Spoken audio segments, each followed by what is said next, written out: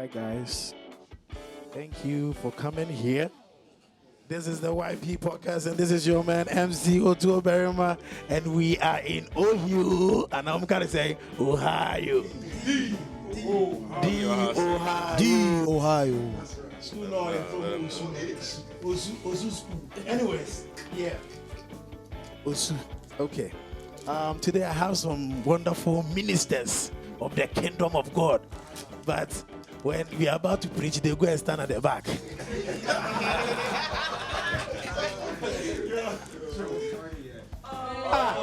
Yes, I'm okay.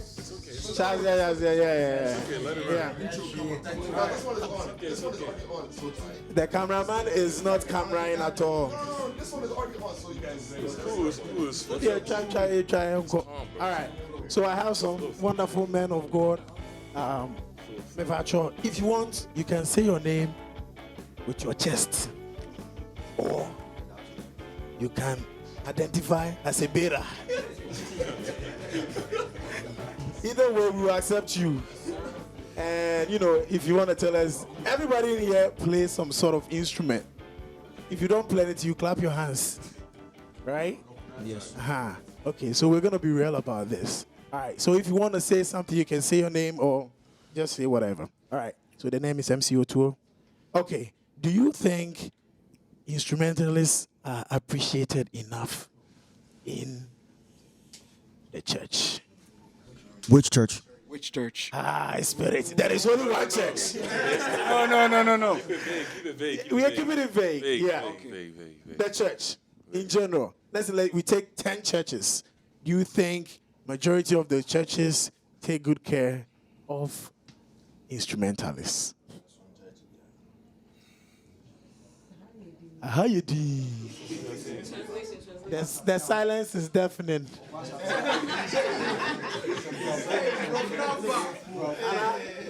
Mango di Ohio, ba maza school am ko obu eska.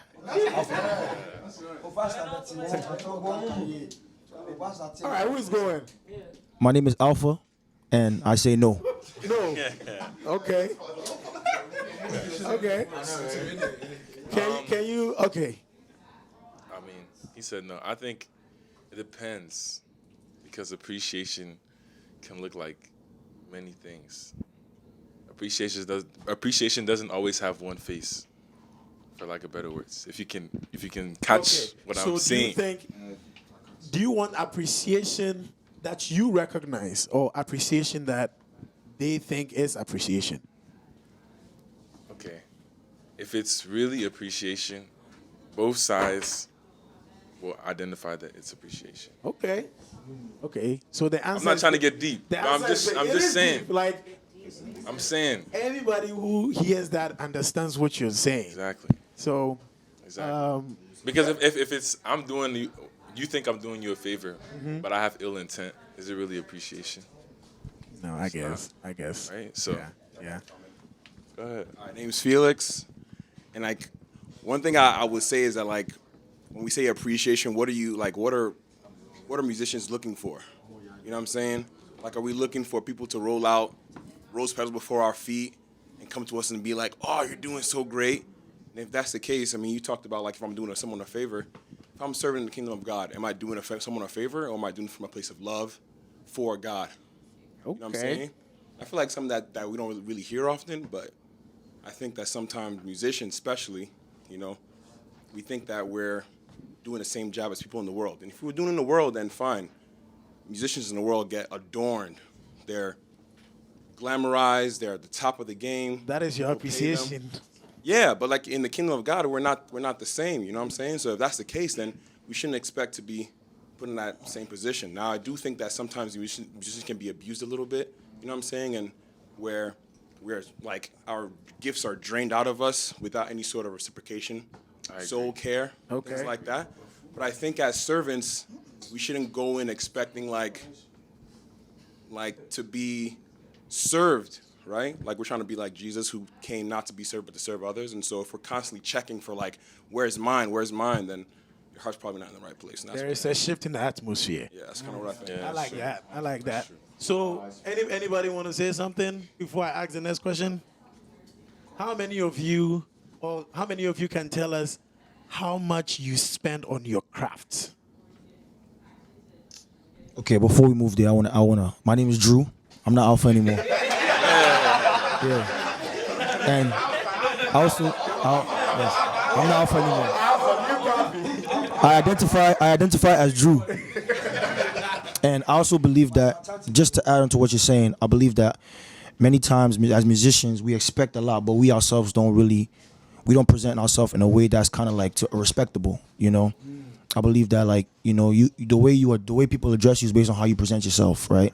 So if you don't really spend enough time on your craft, you can't really expect certain people to respect you. And also, if you're not you can be very, very, very great, skillful, but like if your personality sucks, people don't really respect you as much as somebody who is even less talented but has a good character. So a lot of things come into play when we talk about appreciation and respect. Just to add on before we move to the next question. Okay. So the reason why I asked the other question is, you know, to get everything done right, there has to be some form of investment. And number one is money, right? And No, number one is time. True. Yes, Time, bro. but time is money, right? Time is money. Yeah. So let's say, I mean, I'm talking from the appreciation point of view. That's something that will help you invest yourself and be better and become more efficient in the work that you do. So it's money. I'm not trying to say money is the goal, or if they gave you money. But let's say if they gave you things that will make you better at what you do, would that be better? Would that be okay? Would you consider that as an appreciation? I mean, Yes. It depends. Yes and no, but that's the thing. That's what separates secular from like church musicianship. Cause like I like he was saying, like I don't want to say church abuse, but the abuse thing it's real, bro. I'm serious, like, cause you'll have some ministers of God who just they just talk to musicians anyway. Hey, you're here. They don't notice you until you're not there. Oh, where's the drummer? Yeah. Where's the last week's drummer? Where's he? He's not here, right? Yeah. But it's like, and the thing I kind of don't understand sometimes is sometimes you'll have situations where those leaderships who have those expectations for musicians to be at every service or whatever, they don't have that relationship with them.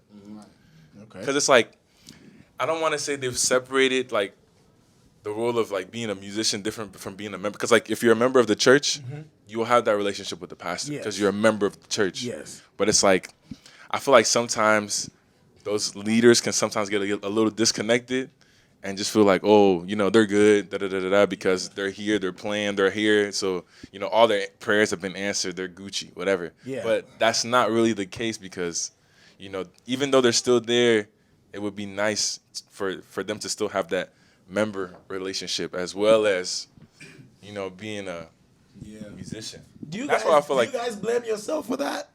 Because sometimes you guys are a little detached, though. It's very, very easy to detach. it is. It's easy to detach. And detachment always has a source. Okay. But hold on. Let me ask a question too. Would you say that the source of detachment for the musician is the lack of like a kind of like the relationship between the leadership and the musician, or is it just the way the musician sees himself? Like you just working like you're like a church worker. You're not really like a member that's like coming to hear the word of God and pray and stuff like that. You're kind of like a worker. Like, yeah, I work. So when everybody's praying, you're just doing your own thing. Yeah. So it's like you kind of don't feel like you don't see yourself as a member. You see yourself as a worker.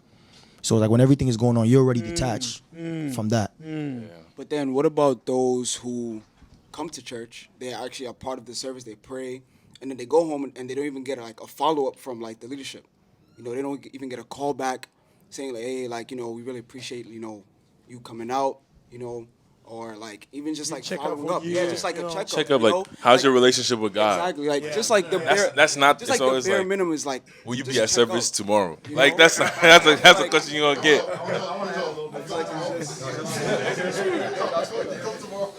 So I think as we're talking about appreciation, I think that is a form of appreciation that I think we as leaders have to do that.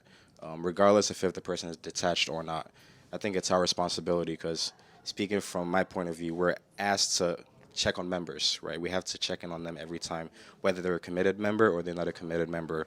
So same thing with the instrumentalists. I think the leadership has to do a better job of kind of creating a relationship with them, fostering that relationship, making sure that they're always there for them, even if it seems like they're aloof, whether they're going to multiple churches, they're in, they're out, they're a part of your church. If you want something from them, as you check on them, as you create that relationship with them, it encourages them to even go above and beyond to do more for you, and it helps that church grow. So I think regardless of whether they're detached or not, I think we or the leaders should do a better job of just having that relationship established and just caring for them. It doesn't always have to be money. Money will come in, when it comes in. But I think part of that appreciation is if they see that you, the leader, are interested in them and you're appreciating what they're doing, they will keep coming. They will even go above and try to make things better for you and have a better experience. So I think that's not something we're doing great at, but some churches are doing better than other churches.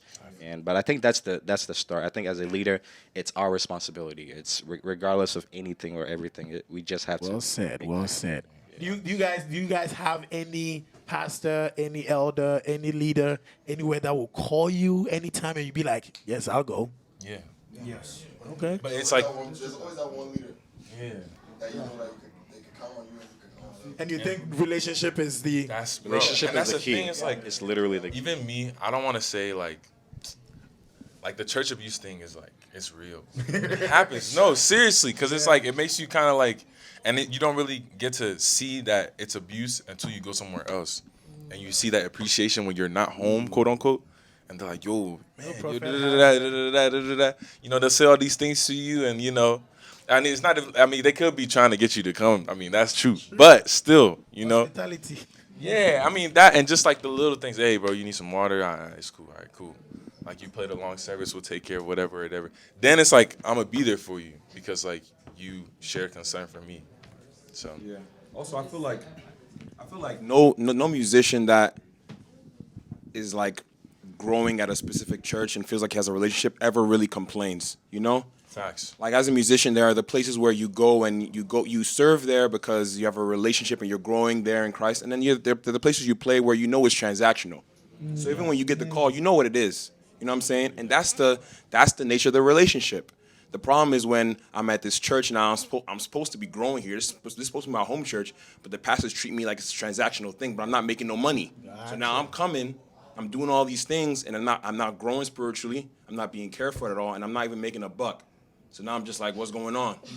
And I'm going there's no value, and I'm going, and then I'm going to these other churches, right, where they're a little nicer to me, and they pay me. You know what I'm saying? Now I'm looking at my home church like, what is it supposed to be? You know what I'm saying? And then things just don't add up. So it's just about like defining what the relationship with the musician and the space he's playing in is, because it's okay to be transactional. Yeah. Churches contract places, and that's okay.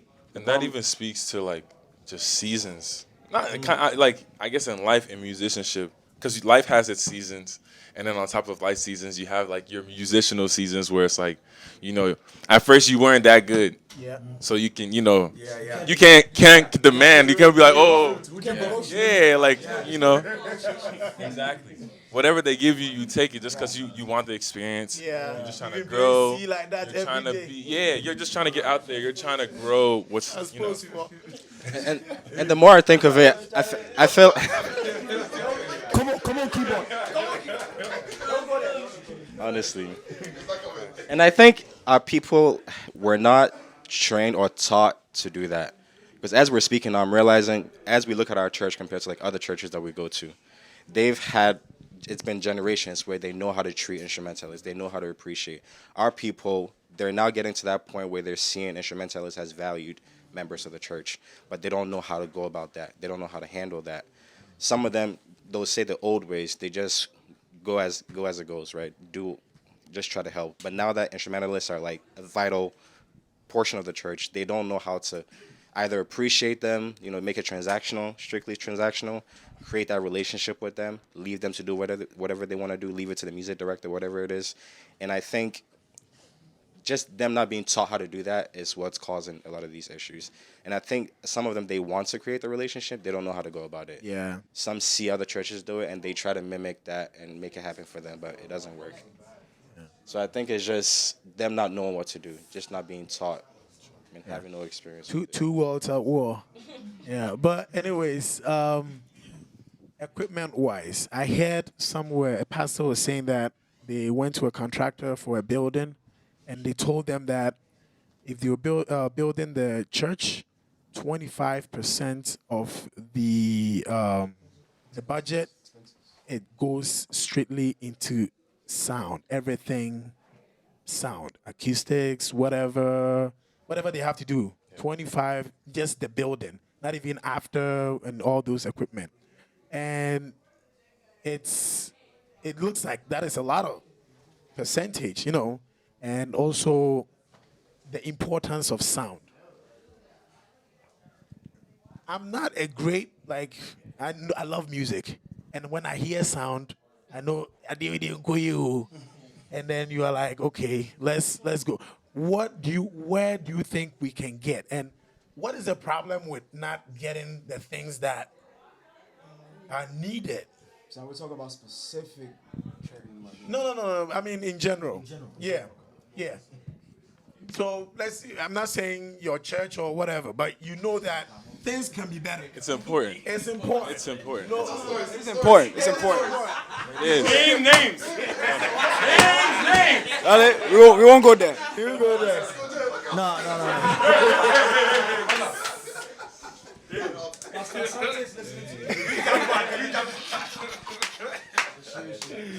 But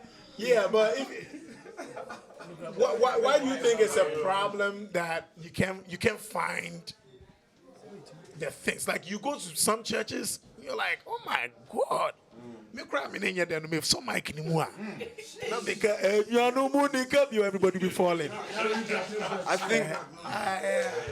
So how can we get better? How can we get there? How can we get to where people come in and they're like, this is not noise. This is music. Yeah, and I think this goes back to even what we were talking about initially, like about music, like musicians being valued. I feel like the music department is probably one of the undervalued, or underinvested department in the church. So like, if we're not investing in the music department or in sound, we're not gonna get to where we want to get to, and that's just the bottom line. So, yeah. I mean, it's a feel, bro. I'll tell you that. Like, if I have I've played concerts in different situations where I didn't have a sound check before the concert. That changes my playing. I had in-ears. That changes my playing. I didn't have in-ears. That changes my playing. I'm sitting next to, the bass player, but then I can't, communicate with this person. That changes your playing. And that also changes the feel of the music in the actual room, too. Yes. I guess to kind of put things to the question. The sound it's key, bro. Yeah. It's key. If you have bad sound, you're not gonna have good music, bro. Shit. Yeah, it's tough. And it's we all agree that music is like Pentecost is 75% of the service. Yeah. Right? So is there any message y'all wanna say? Nah, there's no need for message. Everybody already knows what it is. Yeah, no facts. It's the truth. All you need to do, I feel like you don't need to be musically inclined to know that something is good. Like, you may not realize that if you go to a church, right, and the sound is bad, the music is bad, you feel it. It affects the way, it affects your whole You may not Worship, be bro. able to, Everyone feels it though. you may not be able to Yes. pinpoint. Some people don't feel it. No. Everybody. Are they fleshy or are they spiritual? No. Everybody's able to know that something's wrong. They may not be able to pinpoint what it is. Yeah. But when they get into another environment, Yes. they'll be able to realize. They realize there's a difference. Music sets the atmosphere. Even if they're not musically inclined, right? They'll be able to be like, yo, they can tell the difference. Like there's something different. And I feel like that's where like the importance comes in, because if you're a musician, if you are in a church and your music ministry is not working well, it affects everybody. Everybody's gonna have an effect. It's gonna affect every single person in the church. Some people may be a little bit more spiritually inclined, so they can overlook it and keep on moving. But it's gonna still have an effect on the way you kind of maneuver, because like You could be in the spirit and somebody like when the keyboardists don't know the song, it's like everybody open their eyes and look. And then you come know? back to the earth. So it's like those things, No, it's true. those things need to be those things need to be on point. On point. Everything to move smoothly. A man of God said that music is what actually speaks to your soul. So what words cannot say or what words cannot interpretate? And I said, thank you, Jesus. Music will do that. Music will speak to you, and you're like, oh my God. And I think if it's better, if it's the best, the message is clear without any speaker or somebody coming to, do anything. All right. And I think that's great. Okay, back to the question I asked, and I think y'all overlooked it. You can give us, I want us to see how much of a value you guys are. Okay. And bringing that in a physical or a metric where it can be measurable. Okay. All right. How much, even if it's time or money, in a let's say, how much? What is your most expensive thing? What have you given out or sacrificed in order to get what you have now? 100,000 hours. 100,000 hours. Yeah, and counting. How many? I know, JB. I heard you do a lot of stuff. I know you put in a lot. The thing of is, work. it's all a journey though, because people weren't here when I was younger. My parents would force us to go to Sunday morning service, Sunday evening service, Wednesday service, Friday service, Saturday rehearsal, and it's like that was like the growing ground. That was your life. That was the time that was so into it. So it's like, if you hire me for a gig, or you're like, oh, we want you to come in and direct music for this event, you're not compensating me for me just being there. You're compensating also for just like a whole bunch of things, like the equipment that I'm gonna bring in. Like I'm probably gonna bring my own keyboard and bring things that will allow the worship experience to be better. Yeah. And that's a part of also kind of, I don't want to say selling yourself, but like you also have to have kind of like your sound, your brand. Like if I'm bringing Andy in, there has to be something that only Andy can do. Okay. Like and that's the thing. I don't want to say it's like a standard, but it's like people know what they're gonna have an idea what you're gonna get. And yeah, exactly. Even to add on what he's saying, even like, not to repeat the same thing he's saying, but I feel like if you are in a church, right, and you have somebody, no matter, like, obviously you can only have one JB, right? JB's not on the same level as Albert. Albert's not on the same level as up here, right? But there's always something that they could bring to the table, right? And I believe that if you're in a church, right, and you have somebody who's doing something that nobody else in the church can do, you have to put value on that person, right? And you have to respect that person, because sometimes it's not necessarily about the skill set or whatever, but sometimes there's certain people that if they realize that JB's there, they're gonna come, right? Certain people, if they realize that Ocho's gonna be there, they're gonna come. It's like wherever LeBron goes, every player wants to go there. Just because that's they have that grace. You don't have that, right? For example, there's some people who, if you think about it, right, there's some churches that certain people are there, and you want to be there. Yep. That's not a spiritual thing. That's a real thing. You just want to be there. So if you're in a certain church and you have certain music going there, people are gonna gravitate towards it, right? Even if you're having programs, right?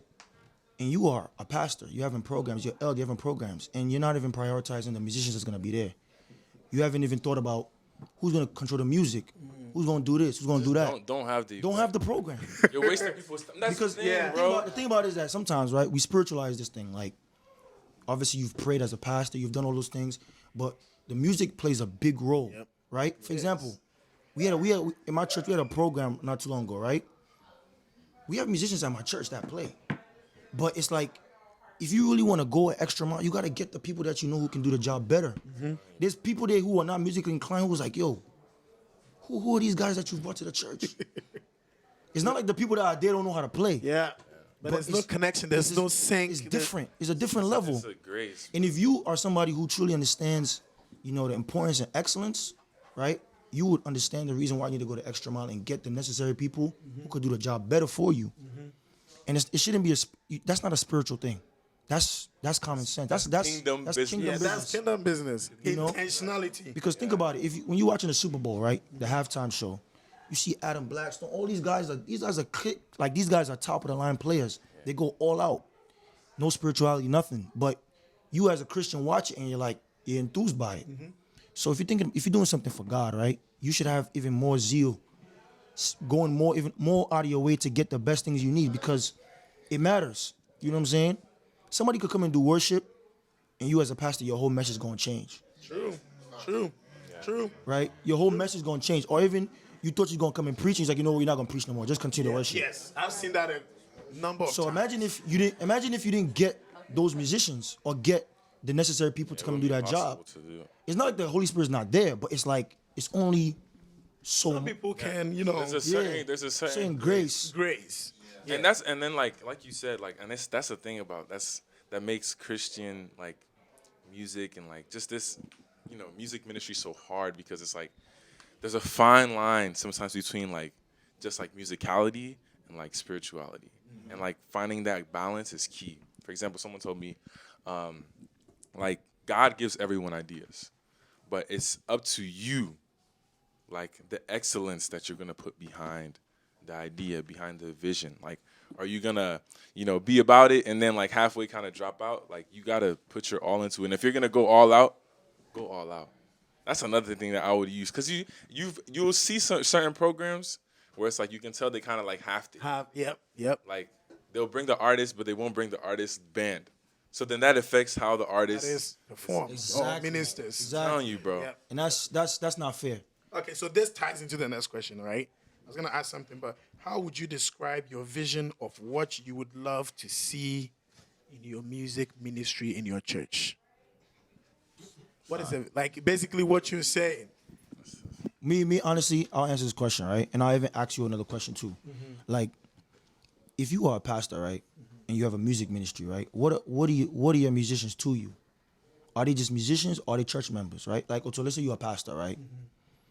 And you know that JB is the best keyboardist around. And he's at your church playing. And you find out that JB's living a double life. Do you still let him play because he's nice? You do want to really hear my? No, I'm saying, because think about Hypothetical.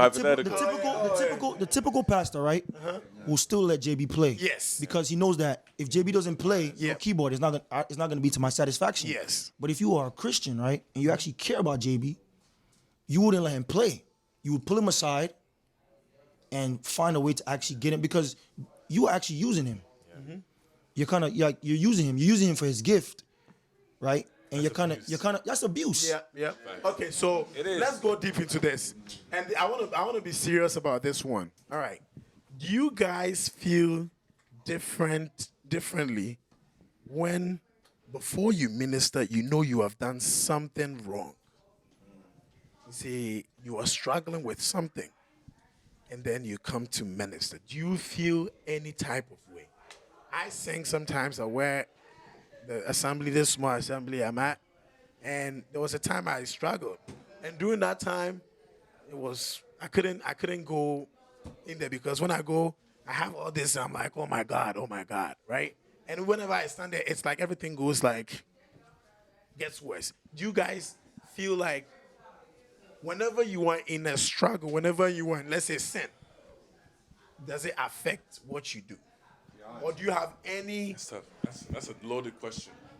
Yeah, so I think my answer to that will be, sometimes when you're a musician, there are times where you're just playing just to play, and it's just a matter of technicality. You're playing chords at certain specific times, and that's that. And there's times where you're worshiping, right? And if struggling with some sin, you know what I'm saying, you come to church and you're conscious of it, and you're trying to worship, and you're carrying the weight of that, it can get in the way of your actual worship. You know what I'm saying? And I mean, God deserves worship regardless of where we come from. So I think it's something that we have to intentionally push through, right? You're not going to rob God of worship because you went and watched something online. You know what I'm saying? But there are a lot of musicians that don't worship when they play. For them, it's just, I'm a good keyboardist and I'm really waiting for Kendrick to call me so I can do my own thing. And a lot of people start playing at church and then they go do their own thing. So for them, it's more like a breeding ground, perhaps. And so for them, whether they out there doing a double life, it don't make no difference to them. You know what I'm saying? But yes, it means to an end, or just a way to just have some fun. Sometimes playing music is a lot of fun, It's very fun. It's very fun, And so when you up there, you know, you playing, you just jamming out with your boys. You know, you walk away, be like, man, that was sick. Not because Worship. Just because. yeah, just because it sounded good. You know, you played some chords. People were looking at you like, oh, that was sick. You know, and so you feel like that was nice. You know what I'm saying? You know what I'm saying? So in that, so it really matters like where is your heart when you're real quick. It really matters like where is your heart when you're up there? Are you worshiping or are you just having a good time? And I feel like that even attests to the whole like conversation about seasons, bro. Because I've had seasons where it's just you're playing, you're jamming, your boys are there, you just we just let's suppose the service and da da da da. Jamming. Yeah, exactly. It happens, but it's just like, you know, when you get that call or you get that pull or tug from God, it's a matter of obedience, of how you're gonna navigate it. I feel like the whole Christian walk, even like musicianship extended on this, is all about obedience, bro. Like, and routine too. I feel like that also helps obedience. Like, for example, before I sit down, anytime, like whether I play any instrument or do anything, I always pray. You know, ask God for, you know, forgiveness, clear my, you know, before I touch anything and get started. That's just a part of my routine. That's just part of who I am. Nice. But like, there have been times where I went through my routine and, you know, God told me no. And I was like, all right, cool. And then there were times that he told me no and I still, you know, pushed through and played. Right? And it's like that's the one no one's, everybody's like, you know, picture perfect. When God said no, I did what God did. No, but nah, it's not always like that, bro. Yeah. It's not always like that. There'll be times where, like, you know, it was clear. God was like, bro, don't, you know, go up there, bro. Like, just chill in the back or something. Yeah, let me go. But there were times where I was like, I'm just gonna, you know, I don't want to say the flesh edged me, but I just kind of like did with what was humanly natural to me. I was like, Because that's all I was you going, know. yeah, I'm going through the motions. Yeah. So I was just like, all right, you know, hey, it's a no. I feel like it's a double. Whatever. I'm gonna keep doing it. But then there's like times where, you know, you get the call and you gotta just obey. So That's amazing. Okay. Do you guys think you have problems with women? I feel like there's musicians there's or a lot, as men? No, there's no. Stigma out there. That's what I'm about to say, bro. There are so many stigmas against church musicians. As humans, as Lies. Come on, keep on. Remind us. Remind us. no. I think it's as a man, you're gonna definitely have issues with But you women. guys are gifted. Like you're saying. Everybody's looking at you. Oh, the chords. Yes, that's But yo, I feel like it's spiritual, bro. Bro, musicians, what sets us apart? It's not. It's bro. There's levels below Would you say- just would you- plain. Would you say your temptations are higher? Is that what it is? No, I'm saying that you are more spiritually sensitive To just everything. I disagree with Like, that. you say you disagree? I disagree with that. Musicians are actually, I'm not gonna lie, we are the least. Hey, When it comes to, hey, not me, yo, not me. I'm not speaking as individuals. But if we are being As a honest, collective. Like in a general, yeah, in a Okay, general. okay, that collective. for example, On a general scale. JB, right? JB never had a moment where he was thinking about what he's gonna do coming to church. From his childhood, he's been a musician. That's his office. He never worked for that office. That was given to him. Same with most of us. We don't have to work for it. It's something that's given to us from childhood. So you're not like somebody trying to figure out where you fit in church. You're given the platform from your childhood before you could even figure out what spirituality even is. Right? Or before you even figure out whether you really want to be a Christian, a serious one or not. Yeah. You usually just do it, and eventually, or if you ever make it there, you're like, I got to be a serious Christian. So those things put you in a position where you're not even given the room to kind of figure out God for yourself. Facts. Right? So you come to church, and you just going through the motions. You're able to just play He's wise. and do all those things. So if wise man. Wise men.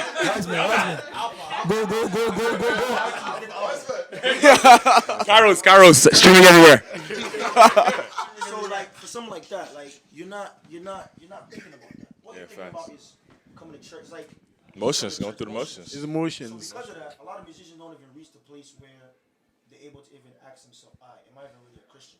Okay. So you see church. Okay. So I was saying that for us, we are the least spiritual. So As a collective, As a collective. please, clear. oh yeah, less spiritual. I guess we'll be less spiritual. because the circumstance that we're Yeah. faced in, we're not really giving. Because think about it. Once you're coming to church, right? And you're playing, and you're able to do good, sound good as a band, people gonna come like, yo, and then we out here. We out there. God bless Oh, so you feel that is what So that's like your, people think and they see say and map him. It's not even that, but it's like. That's the question, though. Maybe Yeah, the question is, listen. One mic. No. One mic. What I'm saying is this. For somebody who is not spiritually inclined, right? Yeah. If an elder's coming up to you and like, yo, blah, blah, blah, in your mind, that's like, Yo, I've pleased God. Yeah, that's Like the highest praise. It's the highest praise. So that's your stamp. You know what I'm saying? So if that continues to happen, that elder's not gonna come and ask you, oh, are you struggling with like masturbation? So he's not gonna ask you that. All he wants to know is that, yo, you guys are coming to church, this, that, and that's your stamp. You're not gonna be thinking about, very few people will be thinking about spirituality. If you go, for example, all of us go to conventions, you play at conventions. Bro, come on.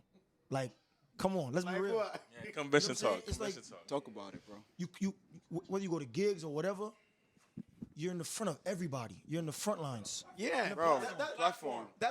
That is the platform where they see you. They see you. That is your exposure. Yeah. Right? And it's beautiful, honestly. Like, it's beautiful. Like Access. yes, that's what I'm saying. And we know. If you say I'm jealous. Whatever. But it has become like, let's say, our church, a lot of, even the leaders, that's where they maybe undermine your giftings because they feel like, oh, when would you Bam boys. yes, band boys. Yeah. Yeah, band boys in the crowd. There's There's kinda a like stigma behind it. stigma Yeah. be like, it's, so that's why I'm asking, do you guys realize what they see from their perspective, where they are standing from? That sometimes some of you are doing it for that, okay, I'm a showhead. You're jealous. Wait. But I feel like sometimes it's also like experiences and stories. Like they just have one bad and then they label all like Right. Okay, kind of like that. honestly, how many of you here have not been approached by a woman or a girl? I'm pretty sure that's. I'm pretty sure that's. I've been approached by a girl. Chairman, and Yamini Yakamwa. Every man in here has been approached by a girl. I'm pretty sure it's every man in here. Yes, I mean, yeah. Every man has been approached. But like you're saying, collectively, right? So collectively, you guys get more. Even the pastors. No, even Yeah. sure. So the pastors, worship the leaders. pastors get more attention than even the musicians. So I think I want to add on to what JB said. Yeah, no, collect. Level of spirituality that musicians get to, which is comparable to pastors and other people, where in the same way you're reaching that level, the spiritual opposition will also come towards you. Okay. So you'll be faced with those things that maybe a regular member will not be faced. Maybe, for example, Albert will probably have 3 girls, bothering him, right? As opposed to.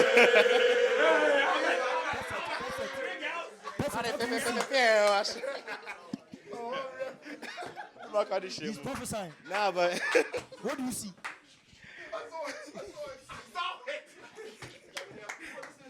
so like. Go ahead. I feel like, Go ahead. 'cause listening to everybody, I feel like the burden is higher, the expectations are higher on musicians. There's a level of responsibility that you have to attain as you're growing up as a musician. It's not, when you're growing up, you have to figure out and know, like he was saying, you're just doing it because you have to do it. But then you have the responsibility to realize that, hey, I have to be serious with God. I have to take my life seriously. And sometimes they're not taught that. The musician himself has to realize that and then get to that level, which is a burden on the musician that he probably did not ask for. So sometimes we can't fault them for the lives that they live because not all of them have that, strength to realize that, hey, I'm going this way. I should change and do that. And sometimes it's buffered. Yeah. It's like since you're sitting in church, like you said before, you realize like what Christianity means to you. Exactly. You become like spiritually numb. Yeah. To what's going around? That's harder. So like you're saying, then it makes you a little bit more susceptible because it's like, if you weren't a musician before and you were kind of at that crossroad of what's Christianity to me, you just wouldn't come to church. So then, like, maybe that opportunity may decrease where it's like, people are coming to, like, women, if they're looking for a good man, they'll come to the church and look for a good man.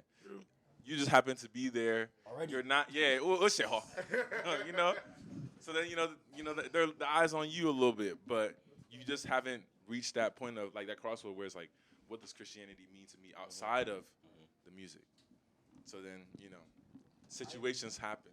I even think like even just like beyond like even like the musicianship, like every office in the church comes with opposition, you know?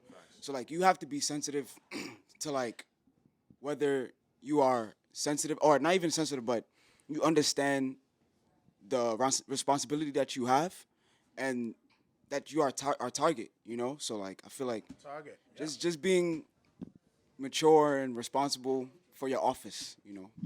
And there could be other ministries that, they also get a lot of women too. It's not just the Right. It's just people we're in church. The accountant of the church. What about what about evangelism? What about them? But they're in about the the streets prophets? and the girls are approaching them, but no one says anything about evangelism. But the musicians, we're in the church, bro. Y'all see it. That's why y'all saying that. Yeah, I mean, it's understandable, and I think, yeah, it is what it It's is. just because we're on the front lines. It is what it is. You're gonna be out regardless. Whatever it is. You're gonna be out Okay, this is going great. by the grace of God. So two things before we finish the last one. I want the other people to come in also. What are your pet peeves? About what? About your music, what we do, church. Come forward. What are your pet peeves? I know. I'll start with we this. Talk about people changing keys, like maybe 3 or 4 keys in the same. So that actually helps, It helps. bro. Oh my gosh. When you're starting to learn to play, if you're able to just move like this, I'm telling, like me being able to do like that and like be way better now. Like I don't have perfect pitch. I think it's called like relative pitch or something like that. My relative pitch has sharpened because of bad worships that have been bouncing from Bro, that is growth from trauma, though, bro. That's growth from trauma. That's not something that you want in your life, but if you go through it, it's cool. It, like I said, it's a season. Yeah, seasons, I yeah. went through it. It was It's not your big shows that you want to come and go through that, bro. no, but I'll say one thing though. I'll say a pet peeve. Show your testimony. My bad. Here we go. One pet peeve I will say I have is like there's some musicians who I don't know.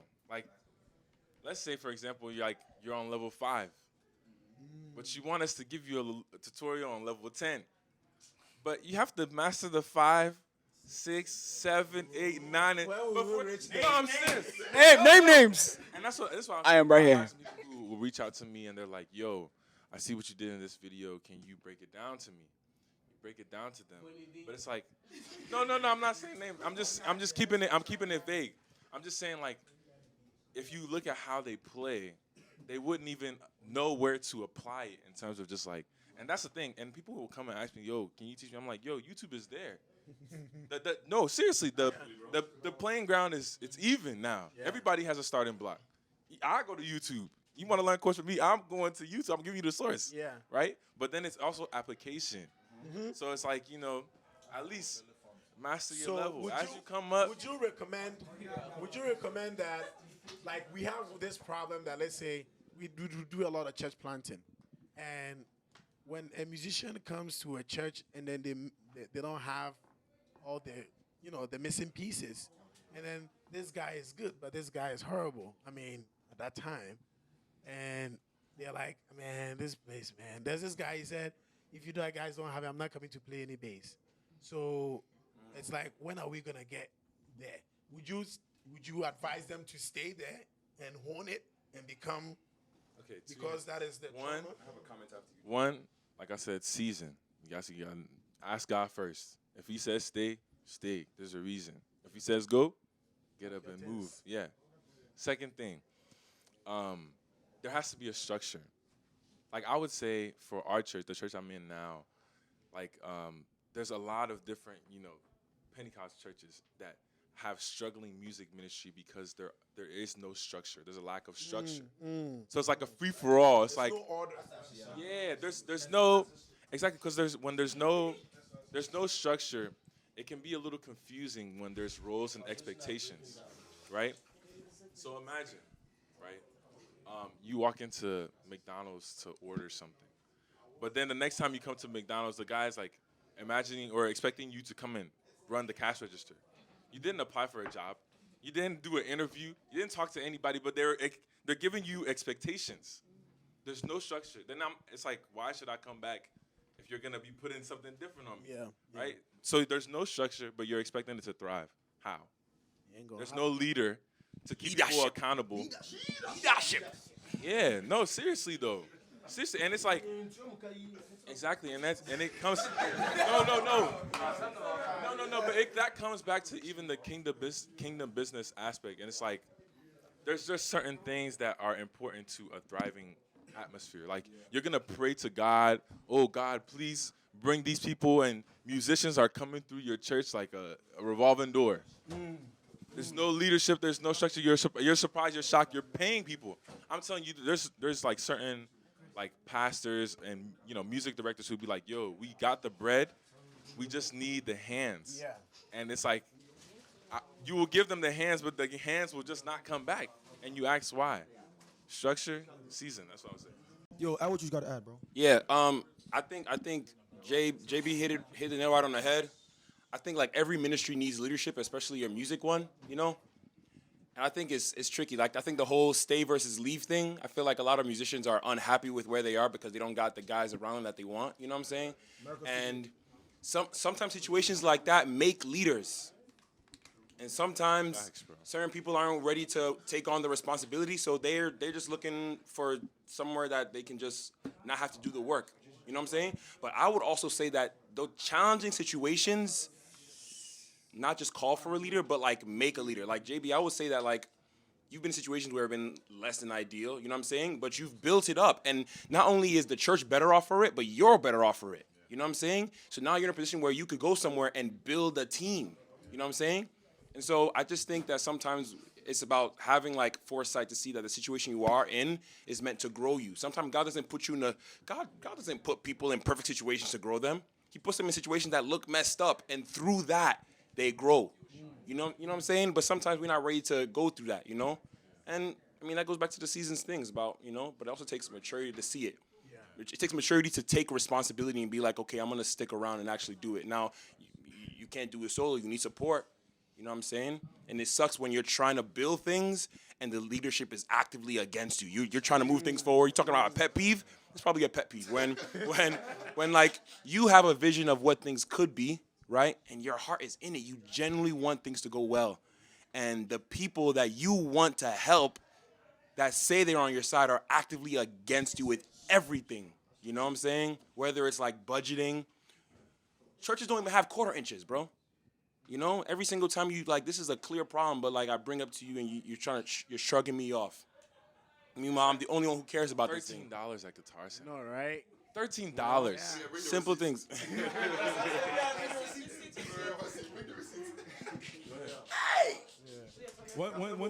One thing to even add, like when you're in those situations, that kind of goes back to your musicianship. Like, are you willing to put in the work? Are you willing to be flexible and adaptable to the situation you find yourself in? Because like Jacob was even saying, like you go to some conventions, there's no in-ears. Are you gonna say that's gonna change how you're gonna play? You're not gonna play good anymore. Yeah. Like, or the bassist is playing the wrong key. Is that gonna affect now everybody's whole experience because that bassist messed up your experience? Like as a worshiper, like what you're doing is hey, what's that? That's true, bro. I should know. Yeah, as a worshiper, like, I mean, at the root of it, like, you're a worshiper, right? You're putting something out there that other people are going to be using to kind of take them to where God needs them to be. So if that one person is messing up your experience, are you going to mess up that experience for everybody else? Like, that's not something you want to do. And even one thing to add to one of the previous points, like, COVID really changed a lot. Like, now, if your music isn't popping, I'm going to just tune to the next channel. I'm going to go to the next. next Yeah, church. live stream really Like- got the kingdom business thing. Like you're bouncing now. You're bouncing between different churches. Like that's exposed everybody. Yo, the amount of people that were live stream hopping during COVID, oh my goodness. Oh, this one isn't good. All right, let me go to the next church. This one's not good. All right, cool. Praises is done right here. All right, now let me go to the next one. Like, really, COVID has definitely, like, changed a lot of things in terms of, like, perceptions, and not only with, like, music, but also, like, live streaming, audio visuals. Like, now people are really stepping up. Like, even if they don't have it, they're really, like, trying to, like, pressure, level up. Like, even across some of these churches, I'm not going to name names, but they said they were doing it well, like, but they were using, like, security cameras for live stream. They thought it was good. But, like, they're trying, like, they want to say something like, oh, we're doing it too. Before you go. Hold on. But like right before, but like They are in the hinterlands. it's shocking to me though. 'Cause like for example, like there's some churches like you've been pre-COVID. Yeah, we have a list of things we would like to get to improve the live stream and stuff. But then as soon as COVID hit, 15K. Imagine it just pops up out of the air. Hey, we have 15K. Go buy the cameras and everything. And then the supply chain shortage. So you put an order in for a camera, you're not gonna get it for another 4 months. Then it's like I'm just saying.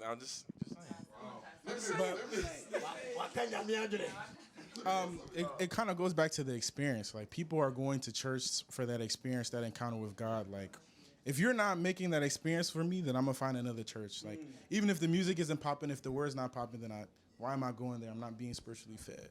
So really, like the music plays a big part of that. Like having that whole experience within Christ. Yeah. Any more pet peeves? I just think that sometimes for the local churches, right, that don't have a pastor, it becomes like an issue. It's not. It's a little difficult for them to get access to like those equipments than actually the district churches, the churches with pastors.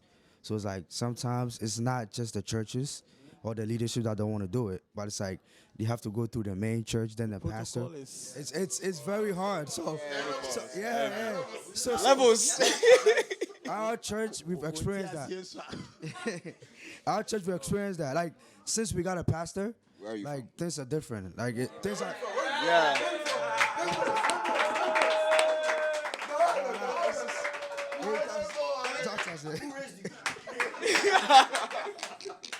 Nah, it's true. Because like things move faster, things get done faster. Like there's like a purpose, there's a goal where we're trying to get to, and it's like we're working towards it because we actually have a pastor who's making the decisions for us. So I think that also counts sometimes. We bless God.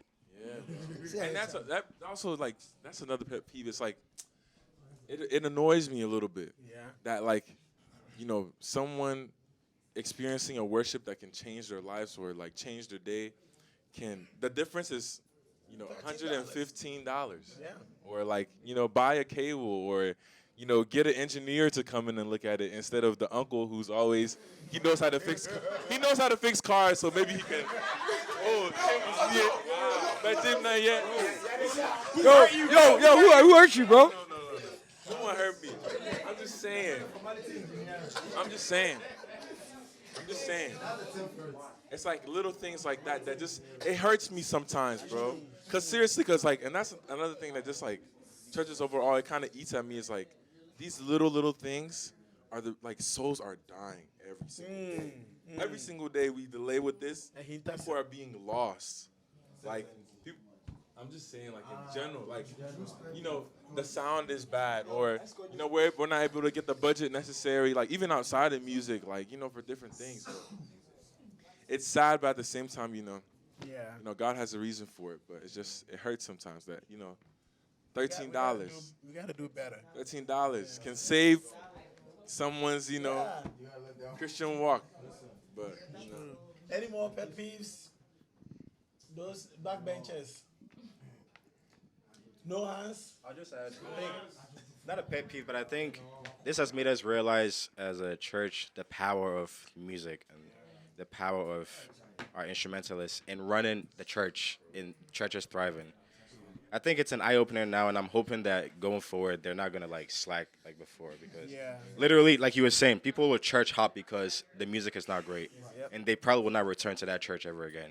You know, and I think we took that for granted a lot in the past. Like we were all guilty of that. Now there are a lot of brands. I mean, some people thought there was only this brand that everybody was Exactly. going to. Exactly. Now There's a lot of a lot possible. of good brands out there. I feel like COVID has made members bold. Yes. Very Exactly, no, seriously. exactly. It's like, we'll have like leadership tell us, hey, what are the key things we need to have an event that will bring people to the church?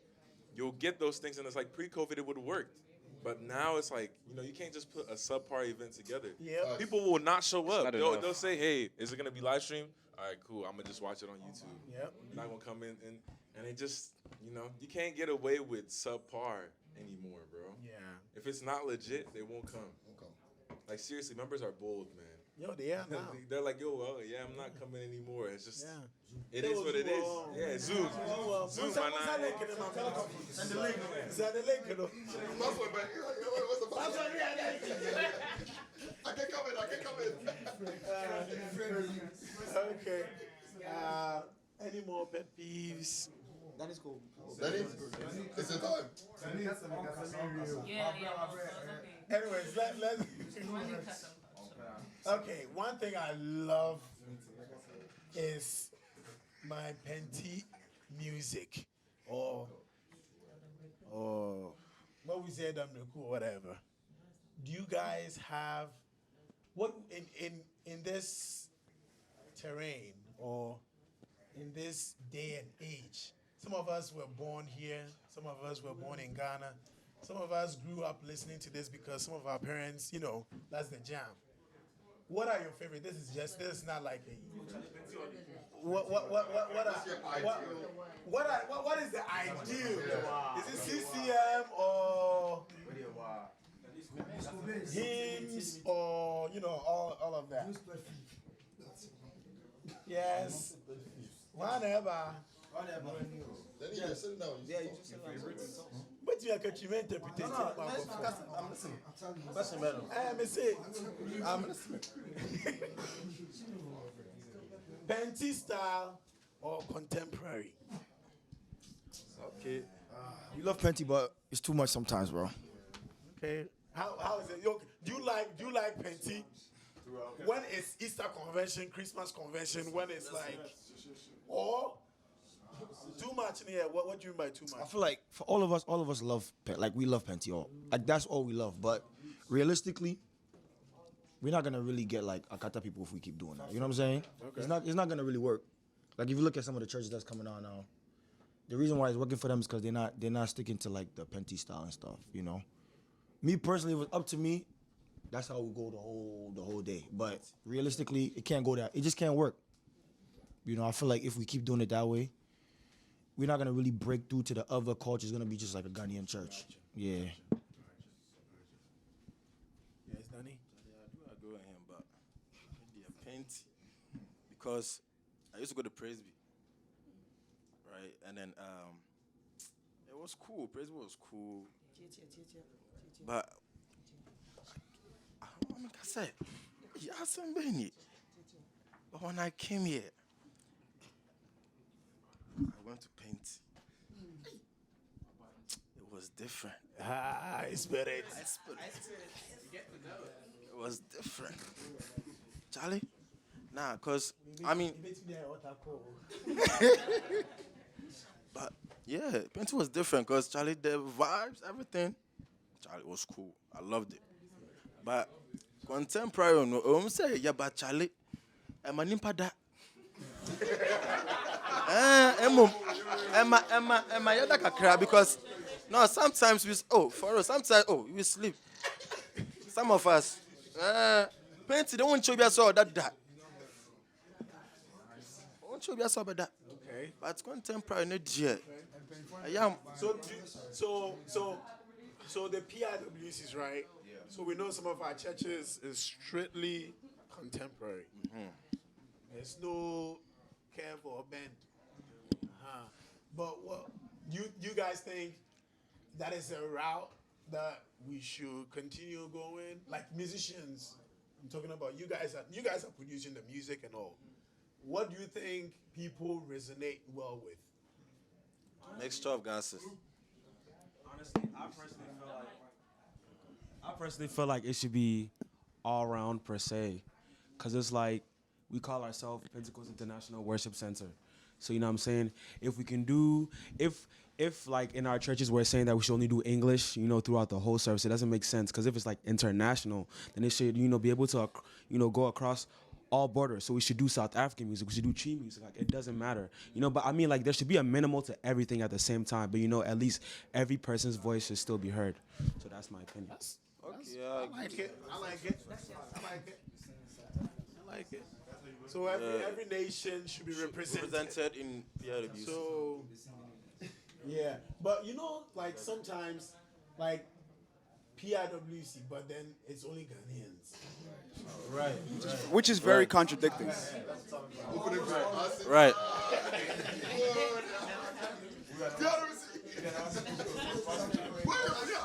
Almost all the time. Almost all the time. Yeah. But I mean, I guess you guys will have to look at the population or the congregation and decide what will feed them, and not necessarily we want to do this, and then we all just we're doing it's not working, but we'll do like. Yeah, you didn't say yeah, pet. Bro, PRWC, paying for no more to we give you all so many. Nah, but I just think sometimes it depends on how the church is like launched. So let's say with the PRWC, right? Let's say the community where you're launching it is predominantly Spanish. Let's say Spanish or maybe French people, and then you start in a church, right? If you're starting a church, you're not gonna take leaders from the central that you know don't like the English language and put them in PIWC. And you're not gonna start the church.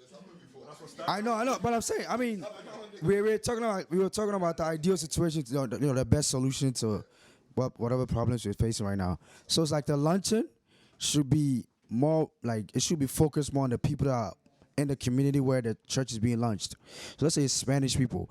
You should focus more on getting the Spanish people, try to make them leaders, trying to convert them. So I feel like sometimes they launch the church a little too early. They should, instead of taking their time to survey their community, pick people, like build them up, see what their culture is like, how their music is like, and see if we can learn their music, also incorporate it into our service, then start the service. So, but I think we just rushed it to the point where it's like we just start with the Ghanaian stuff, and then I guess to a point where it's like you don't feel like learning new stuff anymore. So it's like you just do it the same way you always do it, and then just stick to it. So the church gets stagnant; it doesn't grow. So I think that's also part of the problem. That's another thing. Like when you prefer something,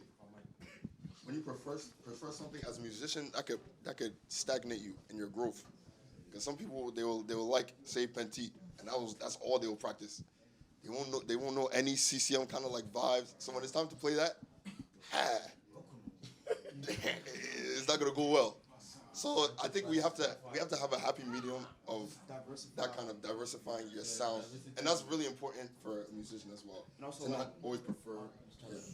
Like, and also, like, you know, like, don't get me wrong, like, some of the local, you know, lyrics are very powerful, you know, so that's why, like, I love a good remix. You know, we can take some of the local songs, you know, and make them, you know, CCM vibe, you know, just to accommodate, you know, the congregation as well. Wow.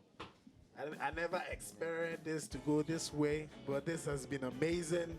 And we thank the gallant men, the future leaders of the church, COPUSA. High Spirit. This is your man, MC Otto, very man. It's been a real one.